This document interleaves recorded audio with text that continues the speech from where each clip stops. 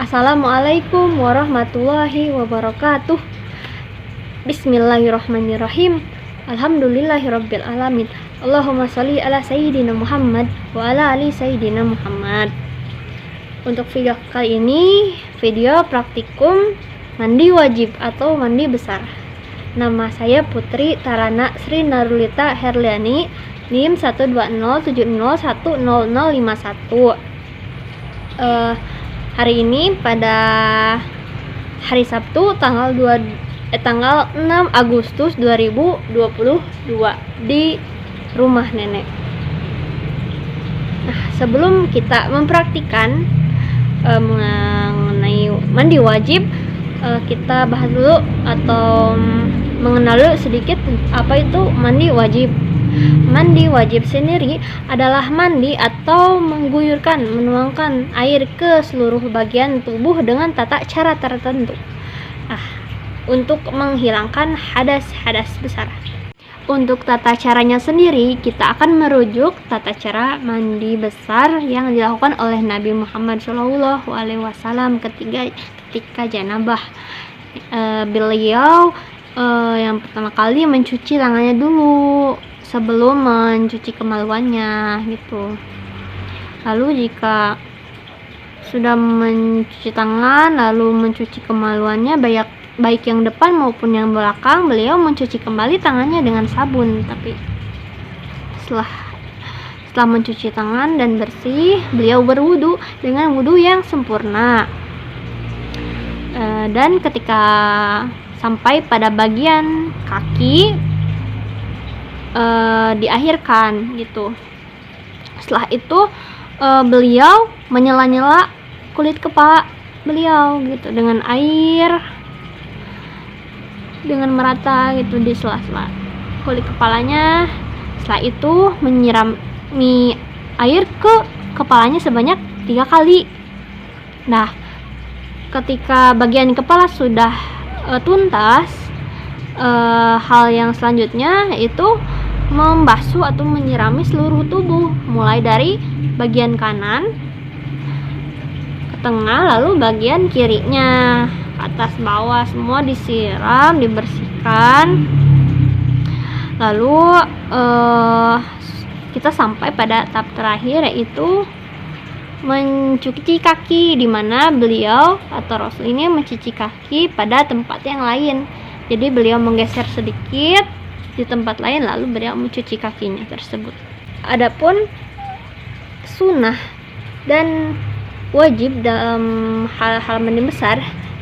Nah, untuk yang sunnahnya sendiri diantaranya yaitu mencuci tangan sebelum mandi, kemudian menghilangkan kotoran atau najis sebelum mandi, lalu berwudu sebelum mandi, dan kemudiannya lagi yaitu menyela-nyela rambut atau kulit kepala gitu dengan air.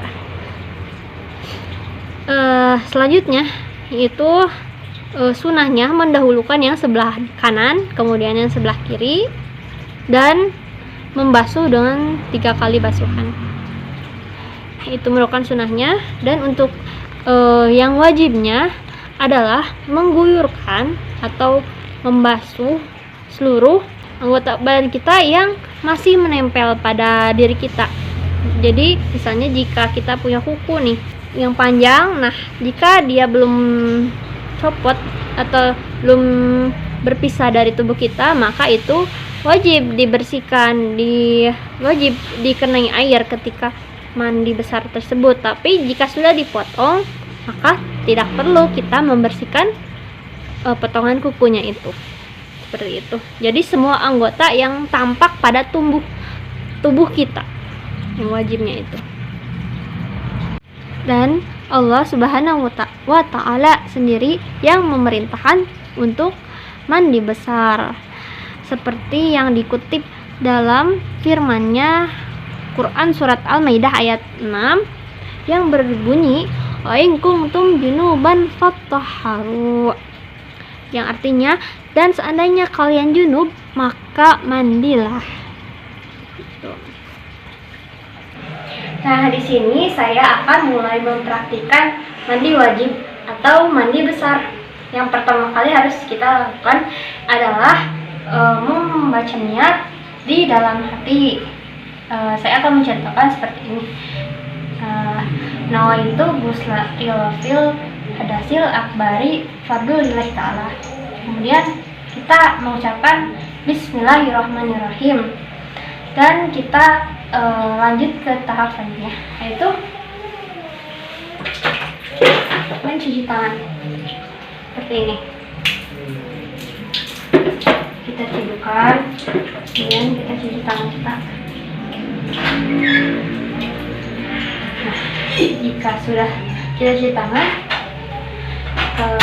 yang selanjutnya kita lakukan adalah kita mencuci kemaluan kita, baik dari yang bagian depan maupun bagian belakang.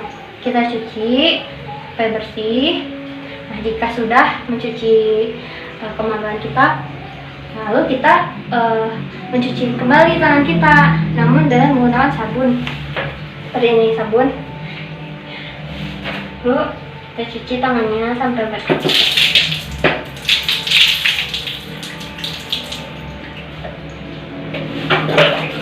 Nah, kemudian setelah kita mencuci tangan, kita melakukan wudhu. Karena tadi kita sudah membersihkan tangan kita, maka kita bisa langsung berkumur-kumur. Seperti biasa, kita lakukan wudhu dengan wudhu yang sempurna. Ini sambil air kita lakukan kumur-kumur dan istinsyak dan istinsar.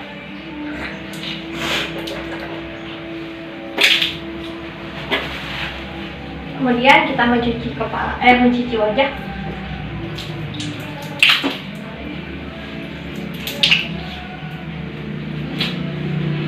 Setelah itu kita mencuci tangan sampai siku. Seperti ini. Dari depan, terus yang bawahnya, di atas yang bawahnya. Jika sudah merata, yang sebelah kiri jangan lupa melakukan segala sesuatu dari sebelah kanan. Ini kita tumpahkan, lalu kita basuh dengan merata. Lalu kita membasuh kepala. Ambil sedikit, lalu kita cipratan dari depan, kepala bagian depan ke belakang, lalu kita tarik lagi ke depan. Lalu setelahnya kita usap telinga, di mana telunjuk di bagian dalam dan jempol di bagian daun telinga. Seperti ini. Setelah itu, untuk bagian kaki bisa kita awalkan atau kita akhirkan. Untuk kali ini saya akan mengakhirkan membasuh kaki. Maka kita akan lanjut ke tahap selanjutnya, yaitu menyela-nyela rambut. Seperti ini, kita selatara ambil sedikit air lalu menyela-nyela ke rambut atau ke kulit rambut. Mengapa kita menyela? Karena agar ketika kita membasuh dengan air, airnya itu akan masuk atau meresap dengan sempurna ke kulit kepala, seluruh kulit kepala. Jika sudah menyela-nyela, kita basuhkan dengan air seperti ini. Ambil satu cidukan sebanyak 3 kali ke kepala kita. Ya, 1, 2,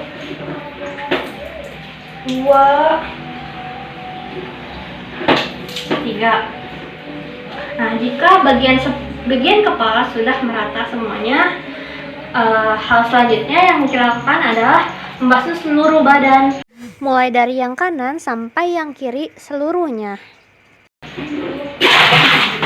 Saya akan pura-pura mengambil air, lalu kita basuhkan seluruh badan kita semuanya dari bagian kiri dengan merata. Dari bagian kanan, mohon maaf, secara merata, lalu tengah hingga ke kiri kita secara merata, lalu dari atas bawah itu secara merata. Dan pada tahap ini juga kita bisa mengambil sabun itu dan menggosokkan ke seluruh bagian badan kita, atau kita shampooan atau sebagainya. Dan yang terakhir yang belum kita lakukan tadi ketika wudhu adalah membasuh kaki. Nah, ketika membasuh kaki, kita akan berganti tempat gitu, sedikit saja, misalnya ke sini, lalu kita cuci kaki kita seperti wudhu, atau jika tadi ketika mandi, ketika mengguyur seluruh tubuh dan kakinya dan bagian kaki kita bersihkan dengan bersih, tidak cukup seperti ini saja, membasuh-basuh seperti itu dari kanan kemudian kiri.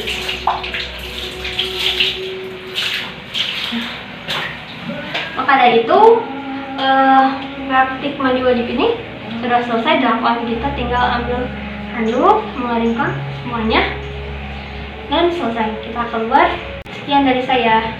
Untuk yang terakhir, saya ucapkan terima kasih kepada semua guru yang telah memberikan ilmunya, baik melalui video maupun audio dan beberapa sumber lainnya.